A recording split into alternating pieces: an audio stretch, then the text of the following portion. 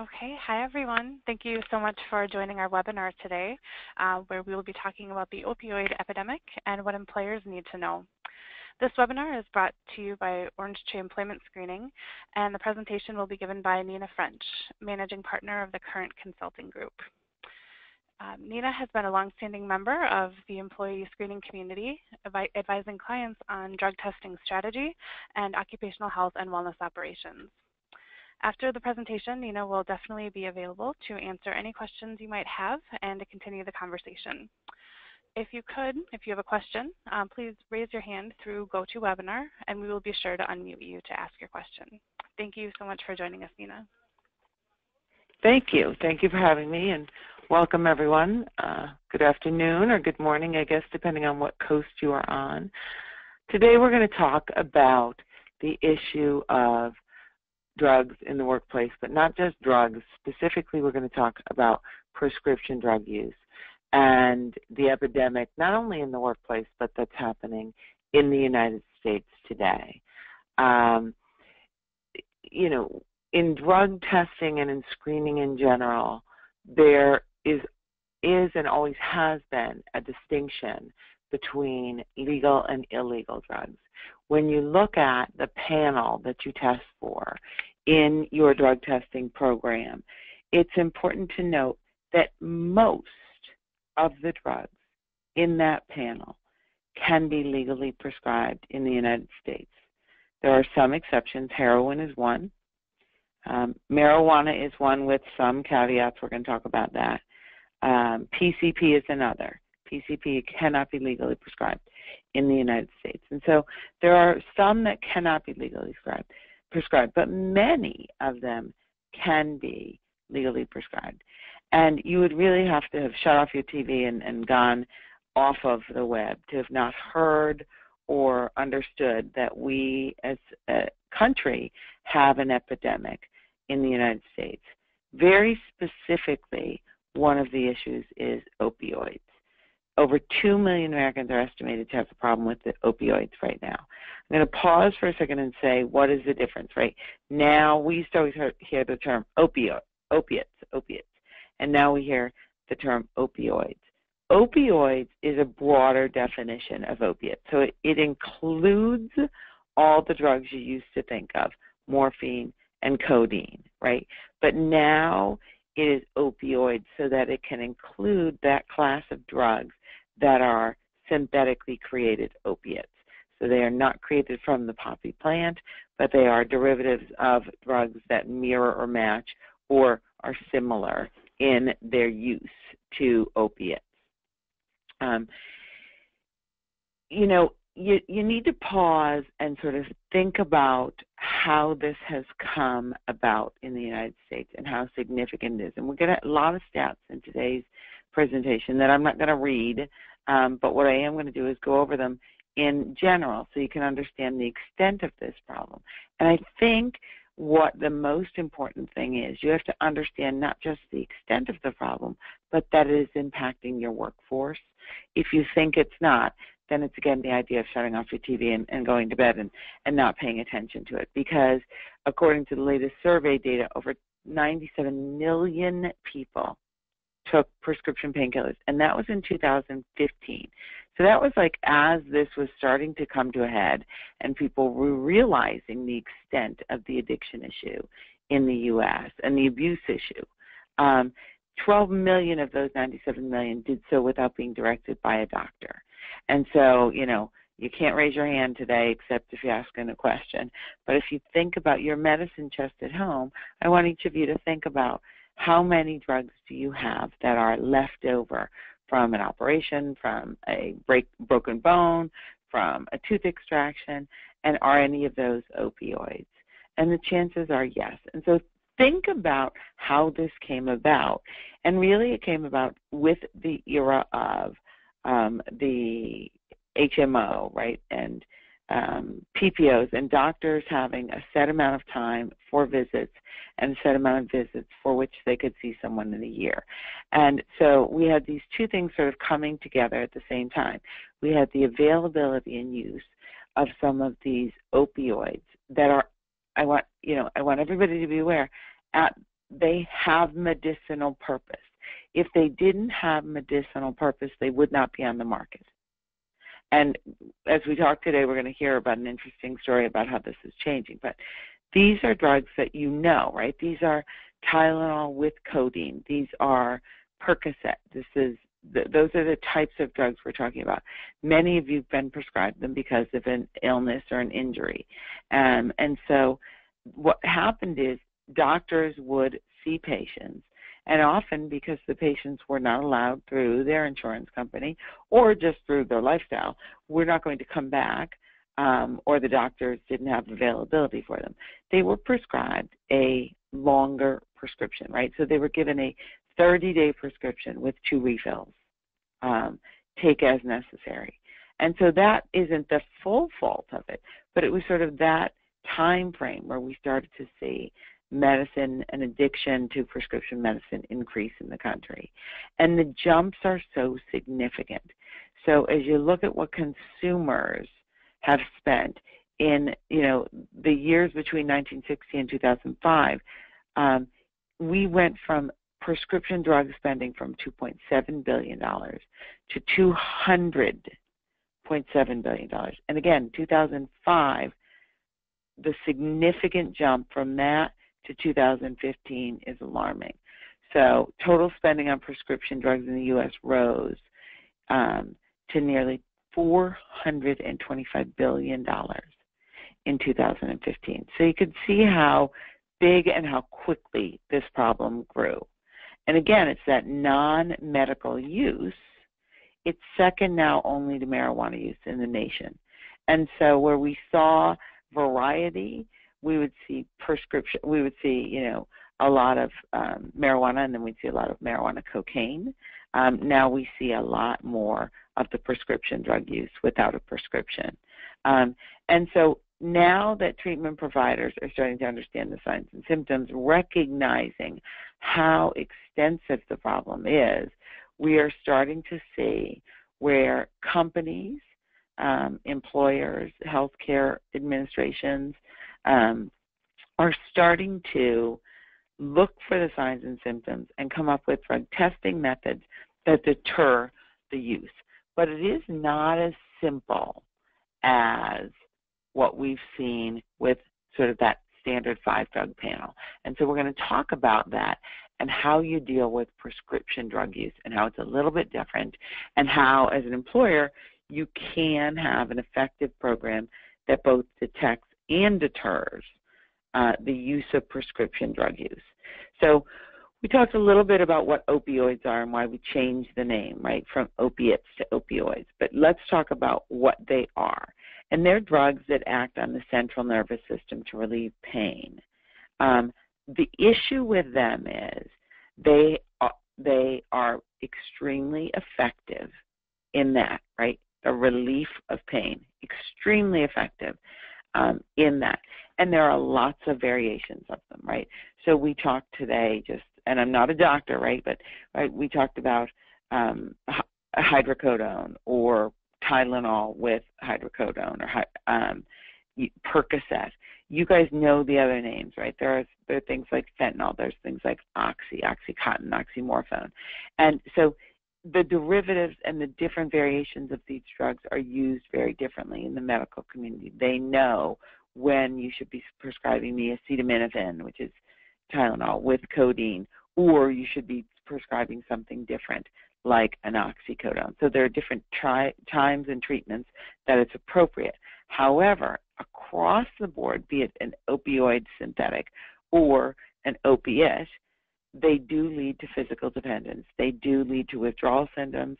They come in a bunch of different forms, right, including patches, tablets, capsules, liquids.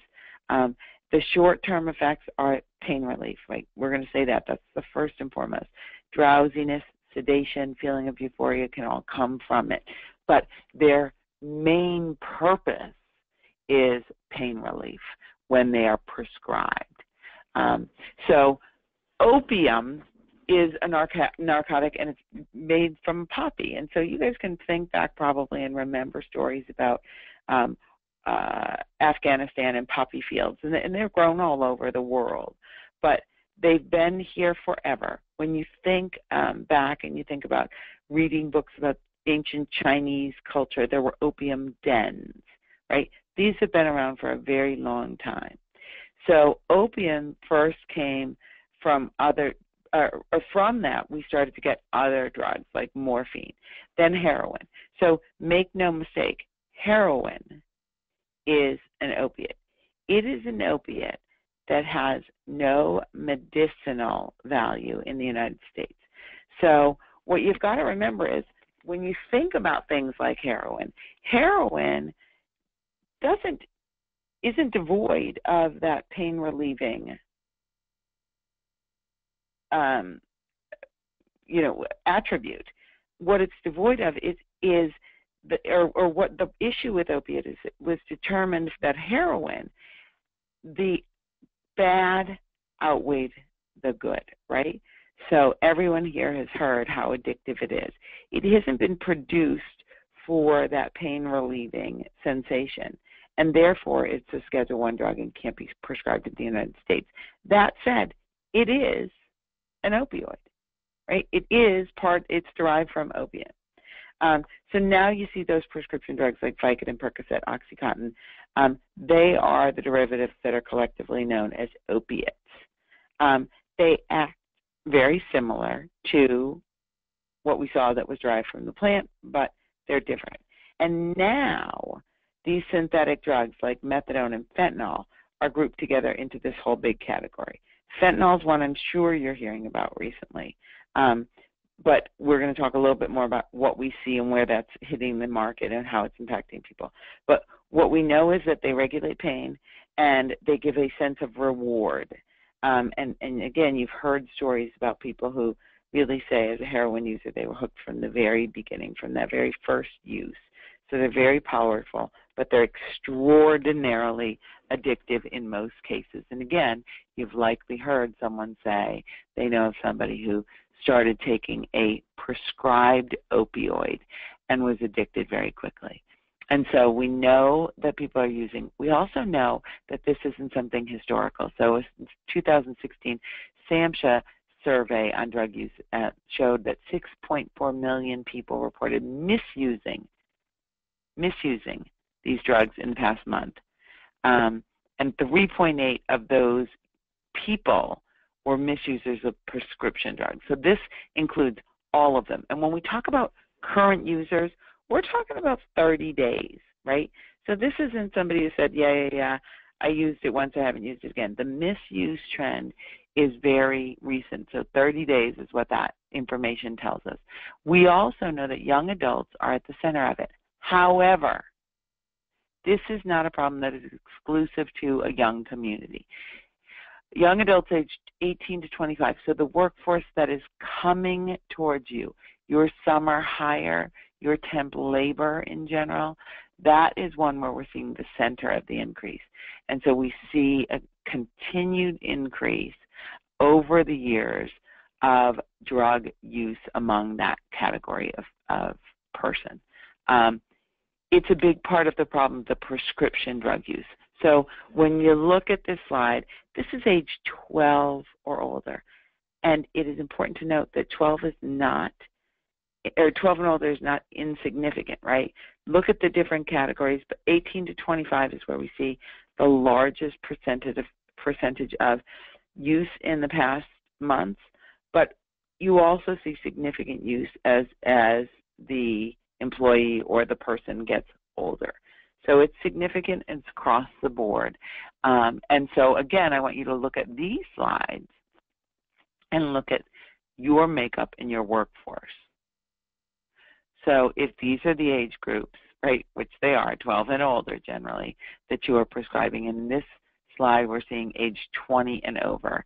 This is the prescription opioid use in the past 30 months, or in the past 30 days. And so, again, apply this statistic, and this is a little bit old. This is 2012, we end this data, so we're already 5 years out from that. You'll see that 6.9% of adults aged 20 and over in the United States have taken or misused prescription drugs in the past 30 days.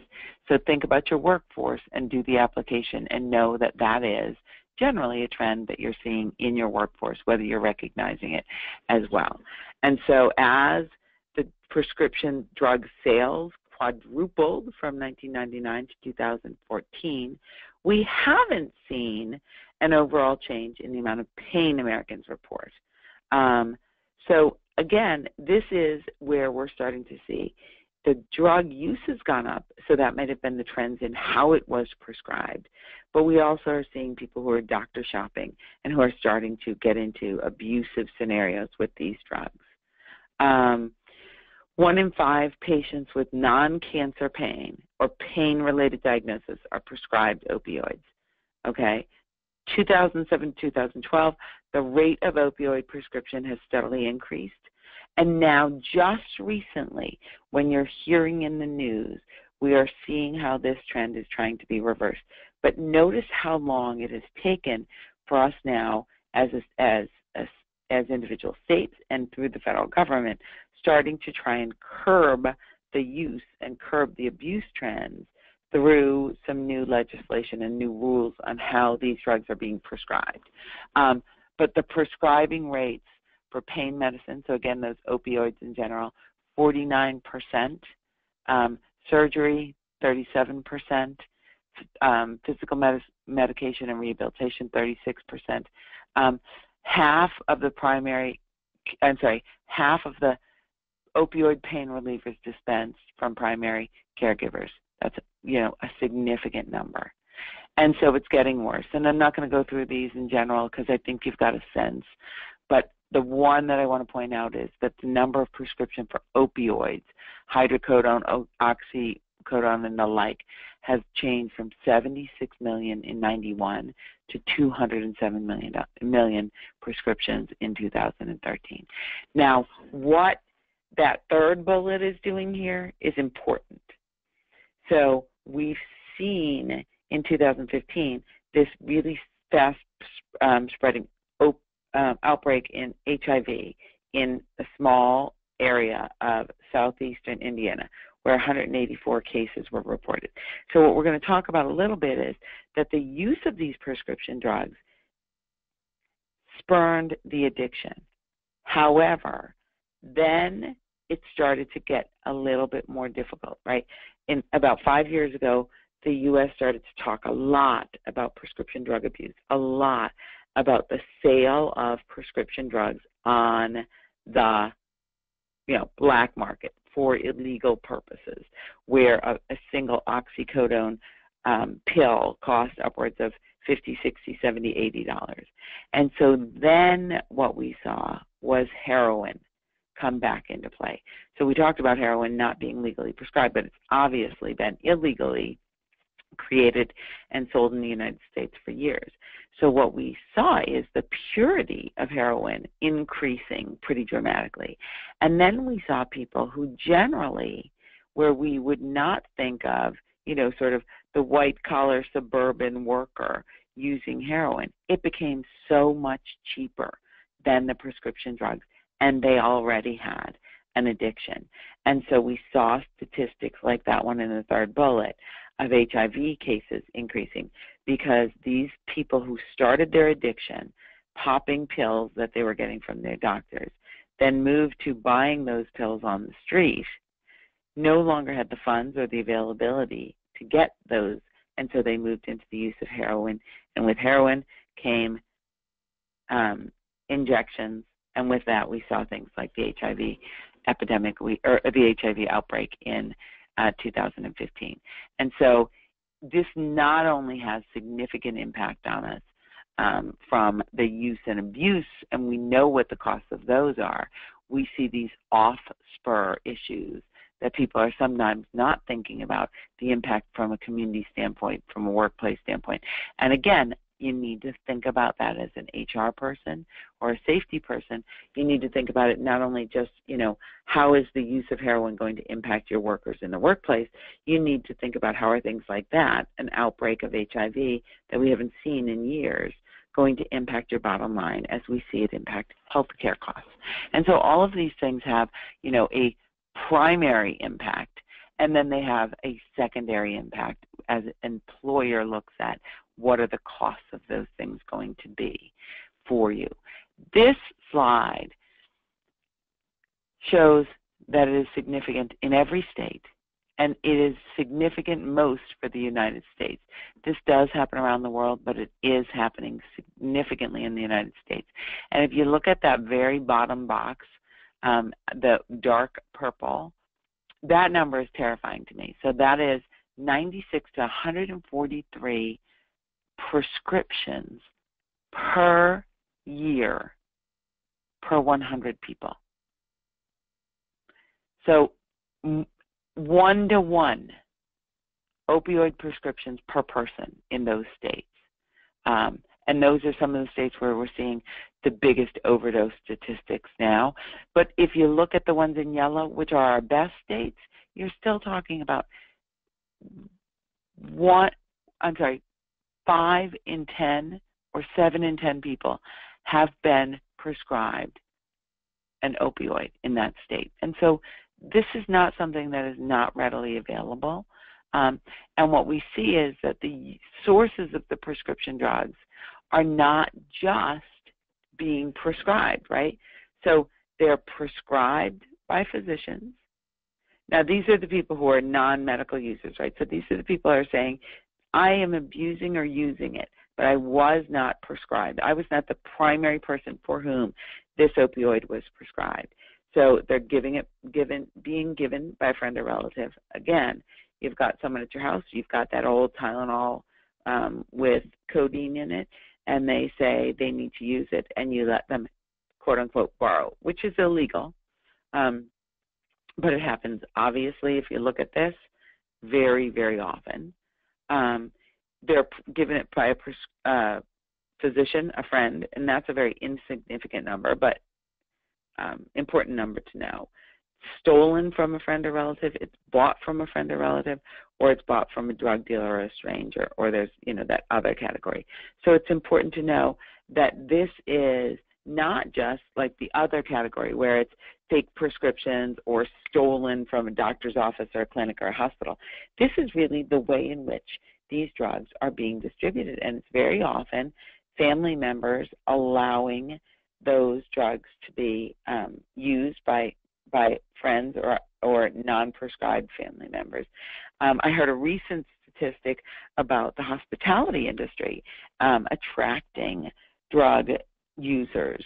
And again, it is that stolen from a friend or a relative, but it's stolen from a hotel room, right, where you have your prescription drugs and someone who has access to the room goes in. And they don't take the whole bottle, right? They take 2 or 4 or 5. And so often that goes unnoticed, and you don't realize where that drug has gone. And that, again, is another thing when your community, your city, your town has a prescription drug take back. Those are the things they're trying to prevent. They're trying to prevent non-prescribed users from going into your medicine chest and just taking 1 or 2, so that simply you don't recognize, if you have young kids or teenagers in your house, that they are being taken and being abused without your knowledge. So all of this sort of tells us how significant we see the problem, and then we see what tends to be more sensationalized, but it isn't, right? I'm not saying that to underestimate how significant it is when someone dies by an overdose. It tends to be talked about more because it's sort of, a sensational story. It's a very tragic story if it happens to a friend or a family member. But it's all brought about because of those statistics we've covered in the earlier slides. So common prescription opioids, both heroin and fentanyl, those are the drug overdose deaths, and they are massive. Every city, every town now is talking about how significant. In Philadelphia, which is the largest city next to me, the overdose drug deaths have, for the first time, surpassed homicide drug deaths in this city. So it is significant, and we're seeing it more and more. Hopefully it hasn't happened in your workplace.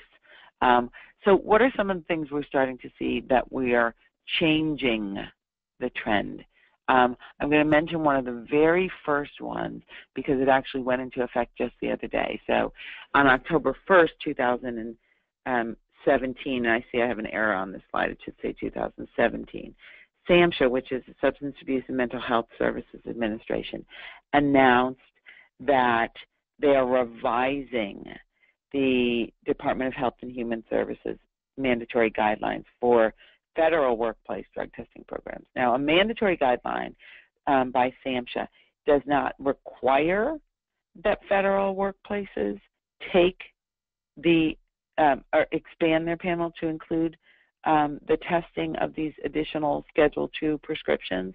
However, it allows them to. And so we expect that many federal workplaces and federal contractors are going to allow the testing now in their workplaces for these prescriptions like hydrocodone, hydromorphone, oxycodone, and oxymorphone. And then the DOT on that same day, which was January 23rd, 2017, issued what's called an NPRM, a Notice of Proposed Rulemaking.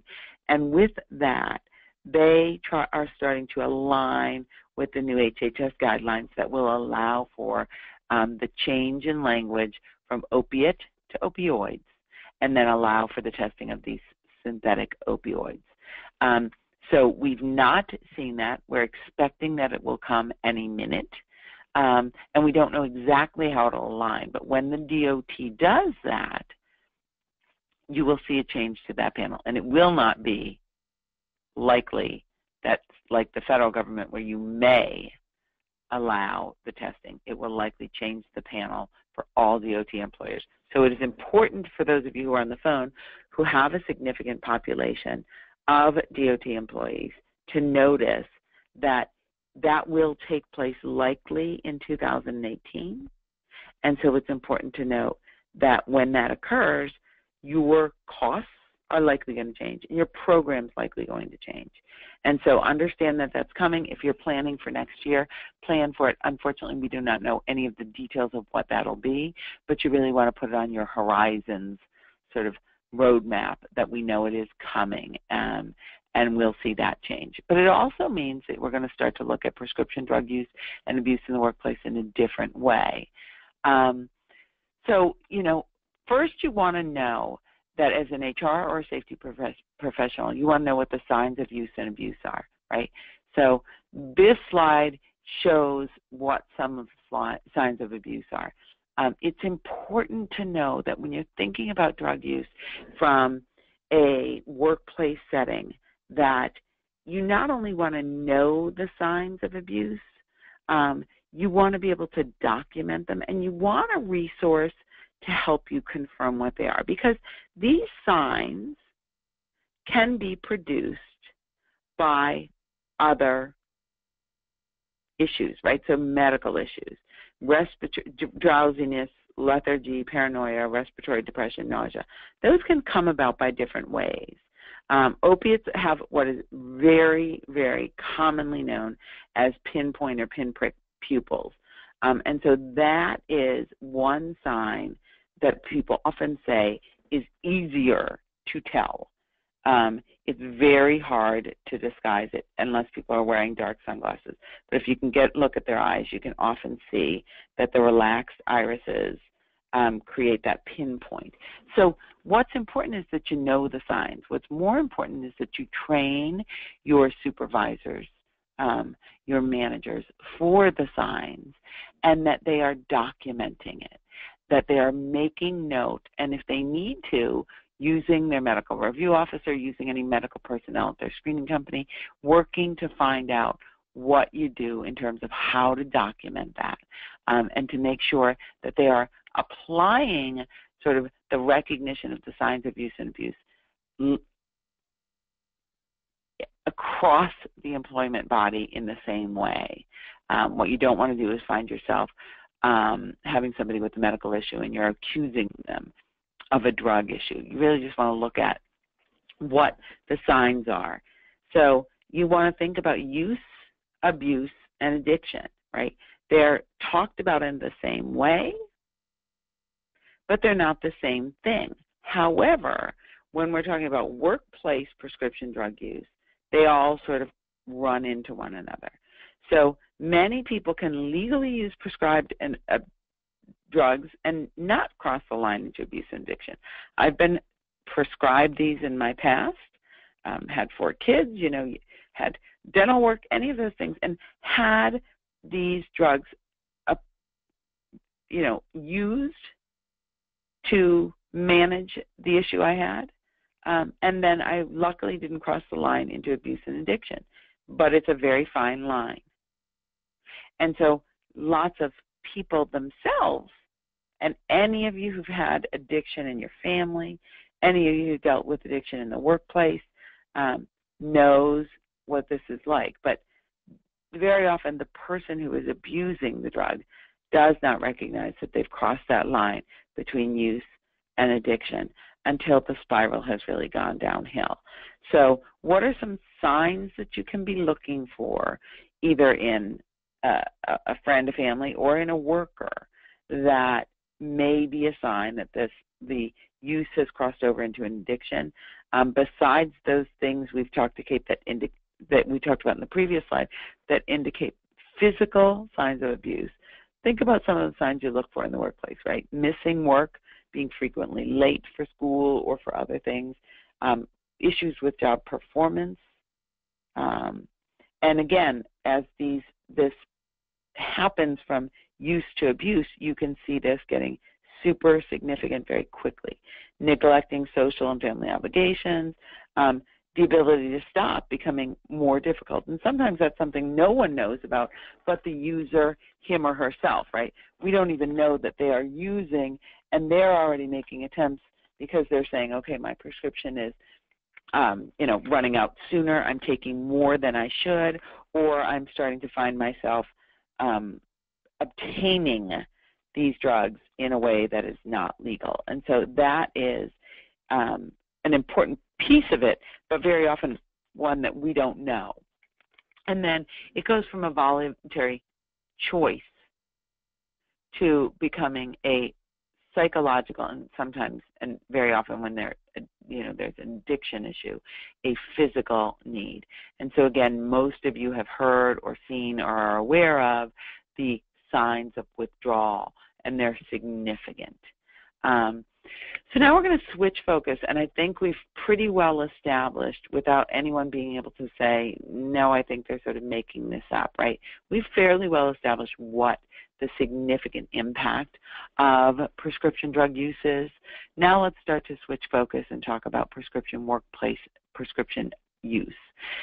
We are going to rely a bit on some of the National Safety Council's published results, and these are very up-to-date, 2017 survey. And when they talked to 500 HR decision makers in U.S. organizations with 50 or more employees, they found that the problem is significant and it's impacting the workplace. So again, I don't know those of you who are on today's call if you've got 50 employees, if you've got 10, or if you've got 5,000, but look at these percentages and do the application of these percentages to your own workplace and see if you're at trend, if you are above trend or below trend. But very likely you're seeing the impact of some of this in your workplace, whether or not you've attributed it to the use of prescription drug use. So some of you have experienced overdoses in the workplaces. Some of you have experienced the arrests, right, 10% arrests on or off the job. We recently had a client come to us just this week who has an FAA workforce, and they were notified of someone. Now this isn't prescription drug use, right, but they were notified that this person had one of their FAA employees, not a pilot or an airman, thankfully, or an air traffic controller, but had gone to jail for a DUI over the weekend. And so that was significant, not only in the loss of work, but what do I do about that? Like, what do I do if I think this person is then on the workplace driving a vehicle around our plant? What do I do? So arrests on and off the job impact that workplace.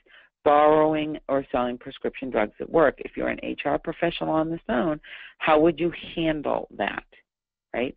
How do you deal with that from a policy perspective? Near miss or injury on the workplace, complaints to negative impact on an employee. So complaints to the management staff, the negative impact on employee morale. I've had employees over the year, and I think that is one of the most under-talked about issues, not the drug use for the employee, but the impact to the productivity and the morale of the overall team. You know, I wonder if when John comes to work late, I wonder if, are they disciplining him? How come I'm having to pick up the additional workload? I know there's a problem. We know there's a problem. What are you doing about it, company? So then think about the family member of an employee who's affected, right? When something is going wrong, when someone is dealing with an issue of addiction in their family, how significant is that impact on workplace productivity? Then we see the ones that are just more blatant, right? Impaired or decreased job performance, a positive drug test, employee use of prescription pain relievers at work, and then absenteeism. And those are significant. For those of you who are dealing with those issues brought about, right? Sometimes someone is absent significantly, and then you start to have to deal with paying the other employees overtime to cover those shifts because you do not have a workforce that is flexible enough to handle people being absent regularly. And so you got to look at all of those different issues and see how they impact you. And very often what people talk about is that being a soft cost, right?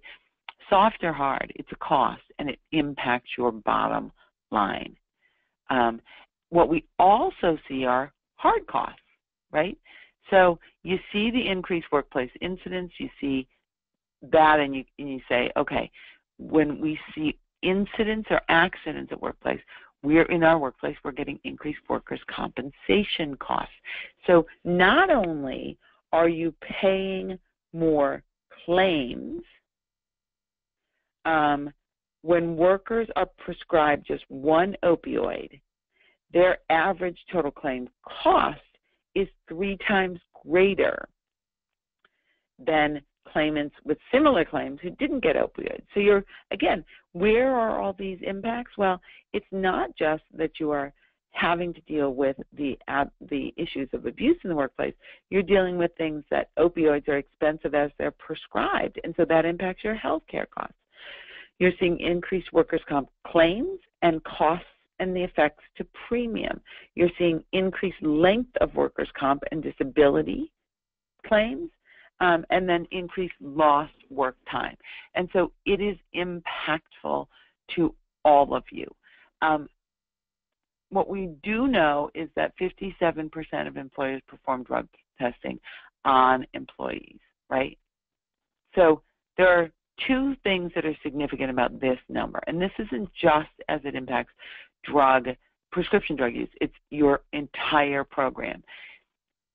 Those of you who are not testing, period, should be. There is what is called simply the runoff effect, right? So small employers often get the brunt of this.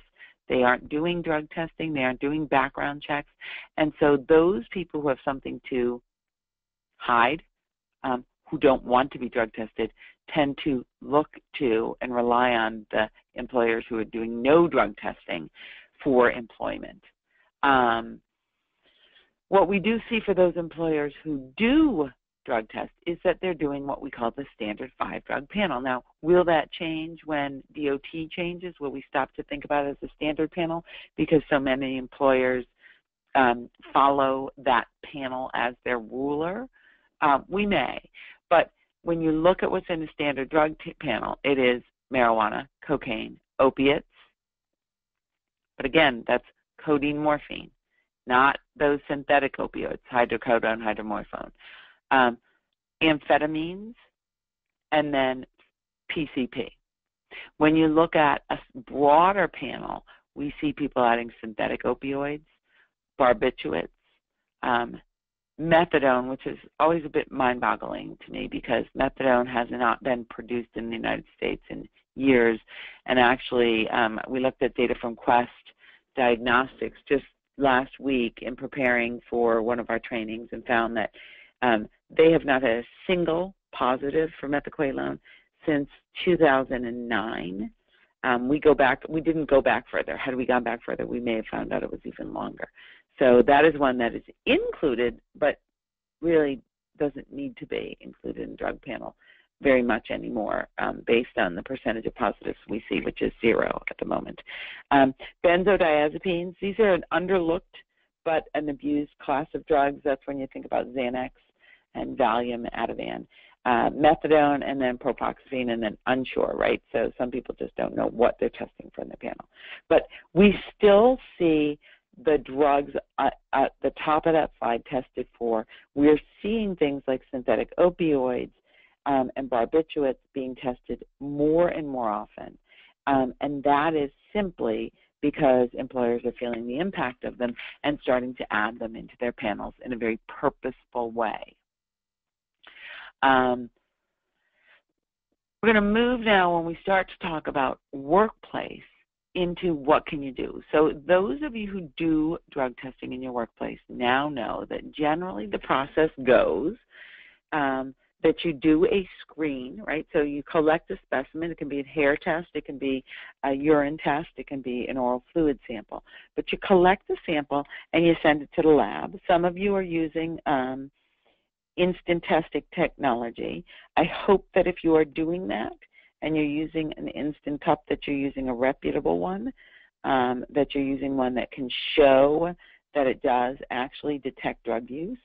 And why that's important is if you are not, you open yourself up by not testing or by using a product that is really just the dog and pony, right? You're just doing it because you're under contract and you tell somebody that you do drug testing.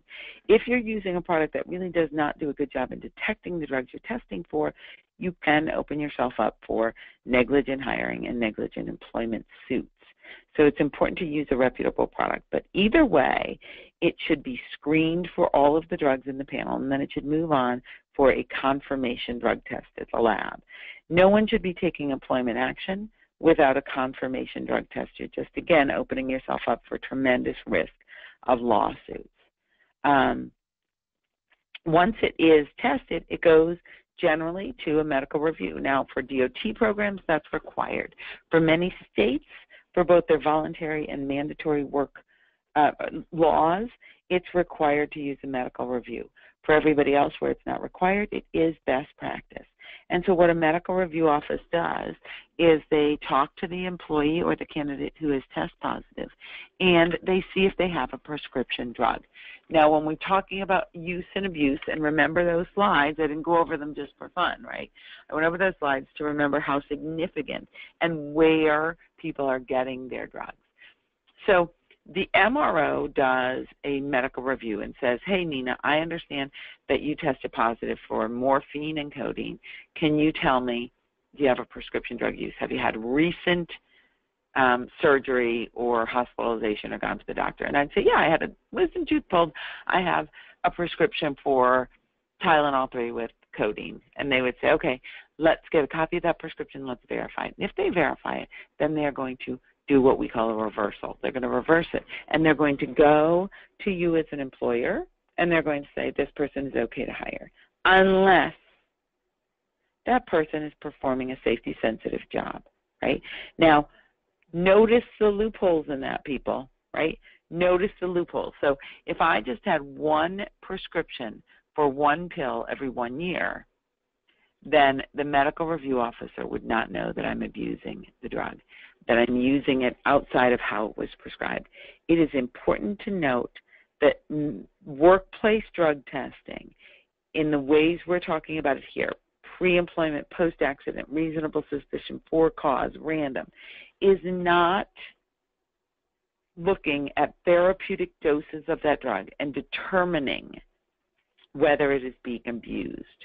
Right? And so liken it to sort of a pregnancy test. It doesn't tell you how pregnant you are. It just tells you that you are or you are not pregnant.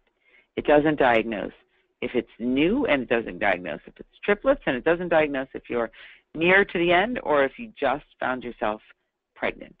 It just tells you that you are or you're not. And that is how workplace drug testing is.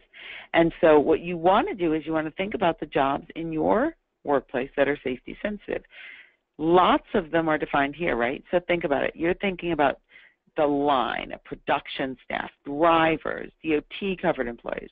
What I want you to do is switch that logic and think about all of the other people in your workplace who are safety sensitive, right? So under OSHA, you've got OSHA compliance. You need to maintain people's safety. If you're not testing, or if you're not testing for a good panel or using a good device, then you're open again for those negligent hiring and those negligent employment actions. But think about safety sensitive from a different perspective, because that is the challenge of prescription drugs. It is really difficult to identify when a person's abusing a drug if they have a prescription for it. But people who are using these drugs because of the effects of them, think about what we talked about, right? Drowsiness, impaired cognition. Those issues can have an effect on your job performance. Safety sensitive in this case, and the definition of safety sensitive is critical. And so you're generally not allowed to inquire about the prescription medications. But when you look at what we're talking about today, a prescription drug testing program and a drug disclosure program, you are allowed to look at the impact of prescription drug use in your workplace. And when it is permissible by a job-related necessity and when it's consistent with a business necessity. So when we look back at that last slide and we talked about, those physical labor, or I guess it was a few slides ago, sorry, these physical labor jobs, right? The motor vehicle, the modes of transportation. I want you to be thinking about the other impact to safety and the use of prescription drug for employers, and looking at how you can think about it in terms of a different safety sensitive position. So safety sensitive in your workplace may mean they have access to private information. It may mean that they are healthcare providers. It may mean that they have access to the public, to credit cards. It could mean that they have responsibility for small children, minors, right? Anyone in healthcare, this is a simple one, so we're going to use that as a definition. But if they have access and they're providing care to people, then you could easily use what's called a legal definition of safety sensitive. And you want to make sure that when you develop a policy that you're using a legal definition of safety sensitive, no matter what it is. So if it is a developer in your office and they have access to information, or they're programming into a program that could be a huge data breach in the country. We hear that all the time now on the news. They may be safety sensitive, right? So you want to make sure, look at this slide, you want to make sure that you have appropriate processes and policies in place, and that you've got the procedures in place in your workplace, and many of you do not. So if you're going to look at using a drug deterrence program or a drug disclosure program, you first have to make sure that your appropriate policies are in place, that your job descriptions define in a legal definition safety sensitive, that you've got appropriate processes and work so that you can deal with the workers. What are you going to do, right? Once you identify somebody has a prescription drug use or abuse program issue, what are you going to do? And then making sure that your managers and supervisors are trained not with just identification, but what are the policies and procedures that are used. Those are very often the places where lawsuits come in, the policy issues, the appropriate application of the policy, not that you don't have it. 81% of policies are incomplete, and they don't adequately, and 67% don't adequately address the employee prescription use and abuse situation. So you want to look at that, and you want to make sure that your policies, we're not going to talk about it, but look at last but not least on this slide, right? Use of medical marijuana. We're going to talk about a tiny bit perhaps if we have time, but you want to look at all of these different things, performance improvement plans. How would you keep people in the workplace when they have a drug use problem? How would you have return to work policies in place? all of those things are important, and they're places where people are not ready. So you want to start with a clearly written policy, and you want to say that an expanded panel can be used on the whole employee body, or that it can be used in a subset, depending if you're just going to use an expanded panel and these prescription opioids for a certain subset. And that can only be done if you've identified in your policy why that subset is going to be subjected to a different drug panel. You can, however, if you're doing random drug testing in your workplace, opt to also randomly select the panel, right, so that employees can know that they may get randomly selected to do a 5-drug panel, but they also may get drug tested to do a large expanded panel, and that's okay. You want to clearly identify the safety-sensitive positions, and that has to be done by definition of safety-sensitive, a legal definition, and then a position description. That's really important.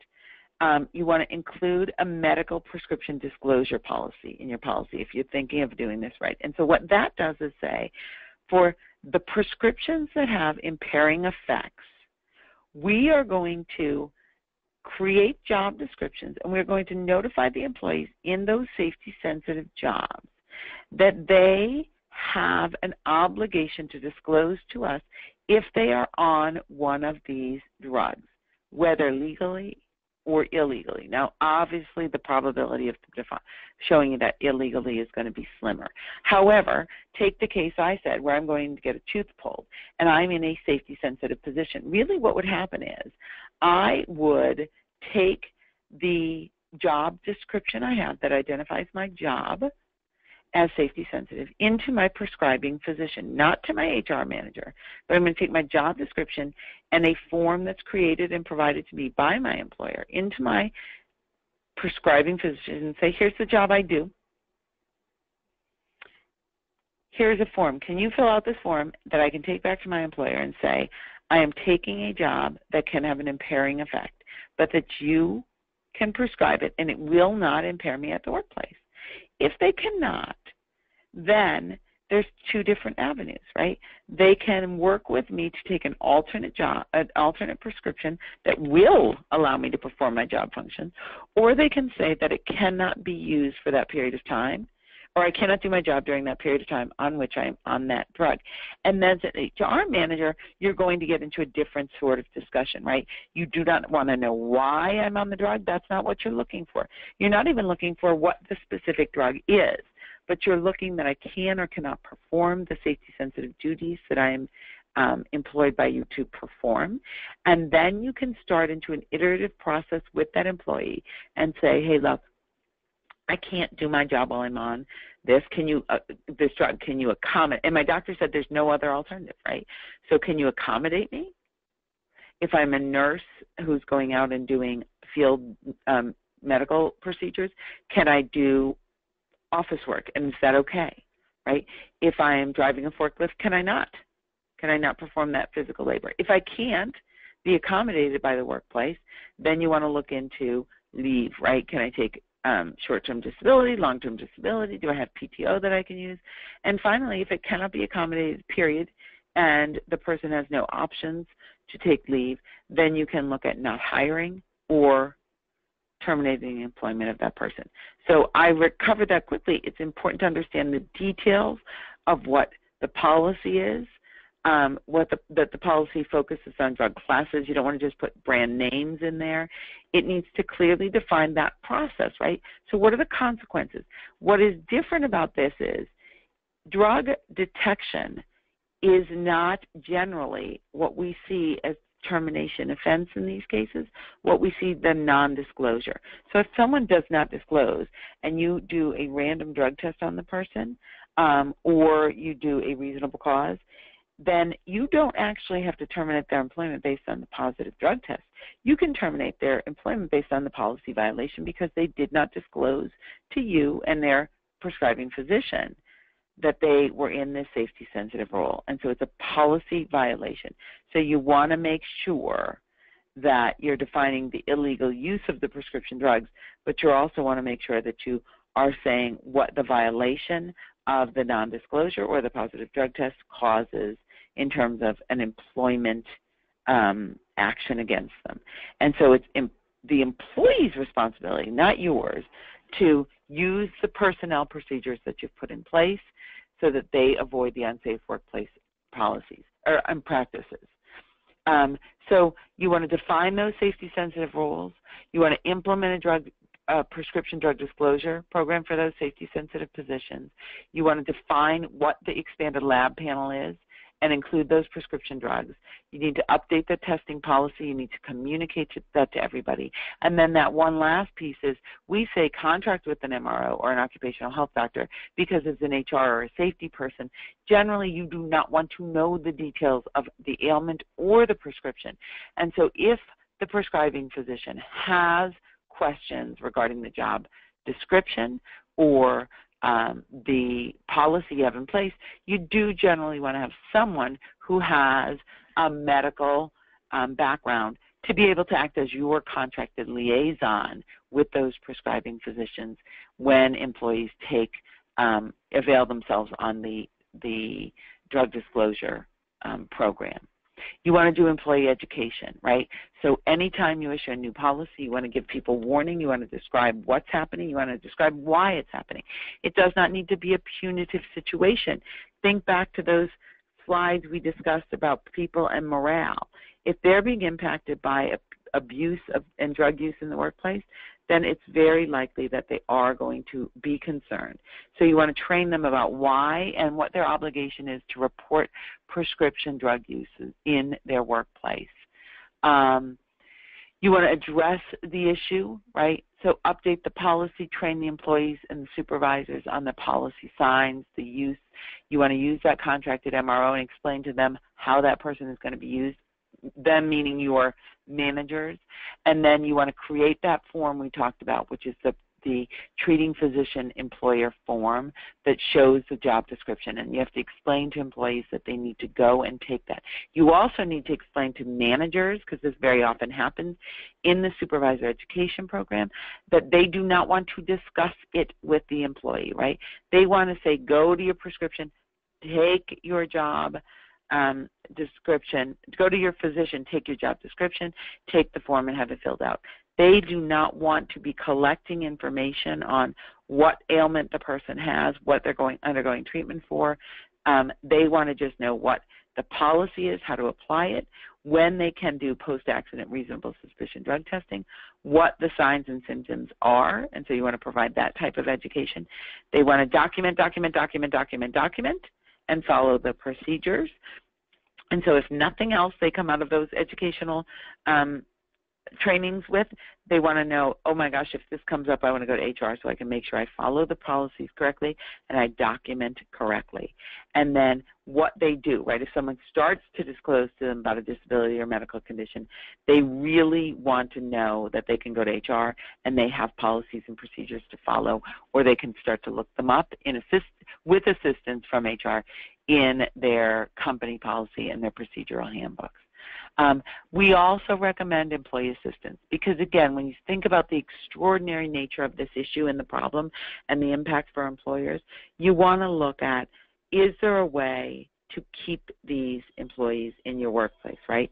Can you provide an EAP program? Can you have a substance abuse professional contracted within your employer or through your employer so that you can look at ways, if someone does not disclose, is it a last chance circumstance? Can you keep them in the workplace? And then what do you do if you have an ADA claim? So you don't always want to say this is a one and done situation. You pay a lot and turnover costs a lot. There are a lot of valuable long-term employees who have these issues. And so you want to look at ways that you can do treatment and that you can return good employees to work. And you also want to be cognizant that recovery, now in the ADA it specifically lists alcohol, but it generally say it's going to apply to drug addiction as well. So once someone is recovered, they are covered under the ADA.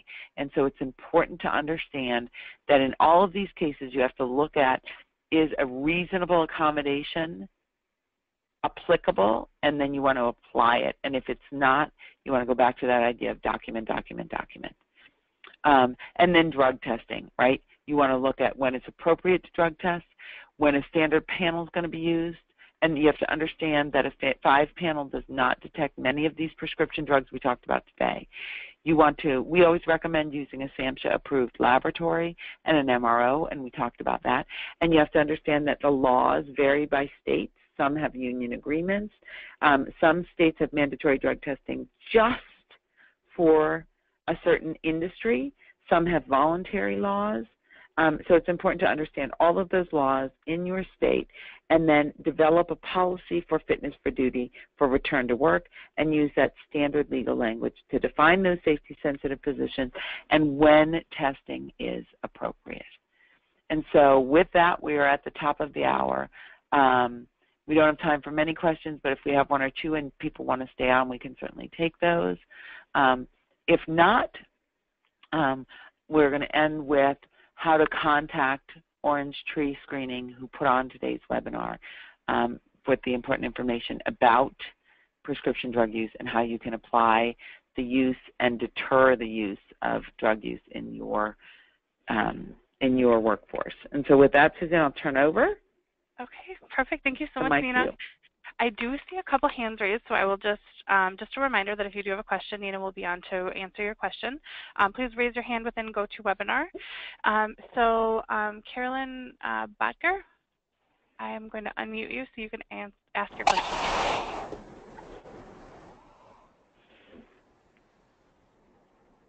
Carolyn, do you have a question?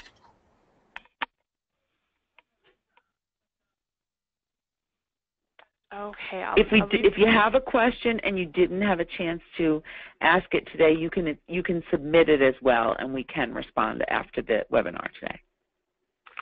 Okay, I'm seeing one other hand raised. Melanie, I'll unmute you. Do you have a question, Melanie? I don't think I have a microphone. Oh, we can hear you. Oh, yeah, no, we can hear you.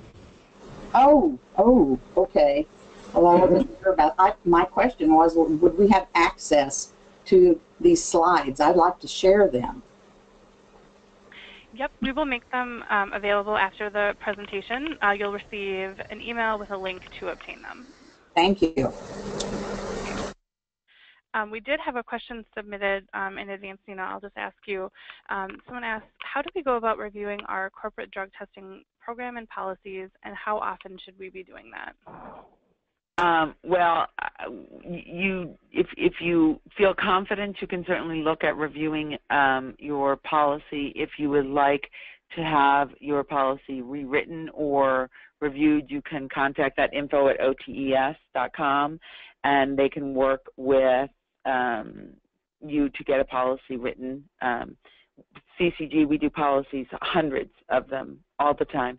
If you have not had your policy reviewed in a year, you need to have your policy reviewed. There were upwards of 50 laws passed that impacted drug testing and drug abuse in the workplace. And so it's really important that you do it annually and have it reviewed for every single state in which you do business. And so you can contact Orange Tree and they can talk to you about that if you haven't had it done in a year. Pretty critical. I can guarantee you need to look at it if you haven't reviewed it in the past year. Okay, and then we had another question submitted. Would an in-home child care worker be considered a safety-sensitive position? Would it depend on the ages of the child cared for or broadly include any child under the care of the employee? Again, that's another question that would depend specifically on that, the state in which the person is doing it. However, when you're looking at a classic example of somebody that you could define and a role that you could define as safety sensitive, that would be one. And so as an employer of those people, it would be really important to get a legal definition. Anyone who has access to children and who are doing any sort of medical, it's a fairly easy definition of safety sensitive that you can do from a legal perspective and put in place with those people. But check your state laws. You may be required under the state law to do it.